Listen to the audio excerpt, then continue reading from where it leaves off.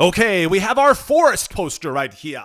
Now you can, if you want to work along with the video, hey, that's all right. Go right into the projects files folder and then open up the adding artificial light folder and you will find this forest image right here. So this is just awesome. We're going to take this just old plain forest image and we're going to turn it into this, which is really, really cool. We had the light shining through the trees and everything. And I've also, with the help of some level effects, I've added and some text you can see on there. But we're gonna go ahead and create this image. I'm gonna go ahead and just minimize this right here. And the first step is just come right up here to filter and come right down here to render and select lighting effects. I'm gonna go ahead and select spotlight right there. And this is a, wow, this is a big light here. I can click in the middle there and move that down a little bit. And I'm just going to go ahead and position where I want the light to be right now. Okay. And what's really cool about the spotlight is we can actually grab the edges and we can make it narrow. We can widen it up a little bit. You know, we have a lot more control with the spotlight. Okay. And as you can see, when using the spotlight, we also have a focus adjustment right here that becomes visible and usable. So that's really cool. So I'm going to go ahead and just adjust this and let's see how the light is going to look here. I'm just going to go ahead. That might be a little too big. I'm going to go ahead and just resize this down just a little bit, just right about there. And just go ahead and position that right there. That's looking pretty good right there. The light's coming through, but it looks like to me, I'm probably going to want a little more light at the top there. So I'm going to go ahead and increase the intensity just a little bit. Wow, look at that. Isn't that cool? The forest is on fire. Okay, so I'm just going to work with the light here now. This is all about experimentation. I might have to do this a couple times, but I've done it enough times. I can probably get it the first time. So ambience, I'm going to go ahead and just turn that up a little bit. And you can see when I turn up the ambience, we are getting the outer areas around the actual area where the light zone is actually becomes lighted a little bit. You can see if I turn the ambience all the way up, you can see the outside is a little lighter, and that will make the transition on where the light is and where the light is not. That'll make that transition a little smoother from there. Okay.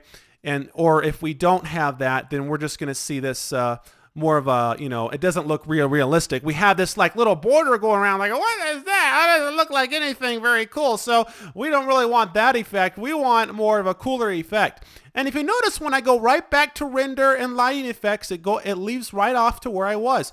And that's really cool. So I'm going to go ahead and increase the ambience a little bit so we have more of an outside light. Let me adjust the focus just a little bit. You see that when I turn the focus slider over to narrow a little bit, we narrow the lighting a little bit, and that'll add a little more better transition from where the lighting is here. But check that out. I'm going to go ahead and just rotate that, you know, just have it coming down at an angle or something. That would be pretty cool.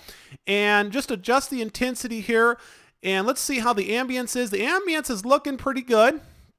Looking pretty good. I'm going to go ahead and click OK and look how that is. Let's go ahead and look at the after picture, and you can see, look at that. We've almost got the same effect. Okay, I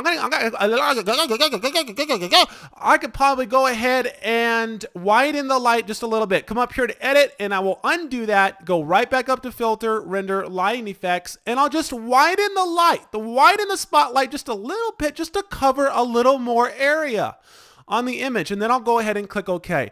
There we go. Okay, that's looking pretty cool right there. And let's look at the after and see we're getting pretty close. So that looks like that's pretty much it. Now, if you look closely here, you can see that this one is a little different, okay? And you're probably wondering like, well, that looks different. Well, I'm going to show you how to do that, and I did that by using the color balance in Photoshop. So all you have to do is just click on the one you want to modify here, and I'll come right up here to Image, Adjustments, and I'll come down here to Color Balance. And by using the color balance, I can actually add more of this or that or whatever I want to do. I want some more greens in there. I can add more green. If I want more blues, I'll do that. And you can see it's getting more closer to the color I have over here. Isn't that cool? I can click on shadows, and more of the darker areas will become more blue. You see that? Not too much, but blue actually kind of has that midnight color to it, which is really cool. So I could go ahead and add some more reds if I want to, some more cyan. You know, it's all up to you. And I did it using the color balance. Okay, so look at that. I'm going to add just a little more green in there, just about like that. Make that bottom part there light up a little bit. Check that out. Isn't that cool? A little more blue, and I'll click on the midtones once more, add a little more blue there. And there we go. I want to go ahead and click OK. And to add the text, all I did was just select the type tool and click on the image and then add the text. Or I can just drag the text over from this image. Let me bring in the layers palette really quick. Here's the layers palette, and it says Forest of Dreams, okay? And all I have to do is make sure that type layer is activated. Then I can just select the move tool and drag the text from this image over onto this one, okay? But check this out.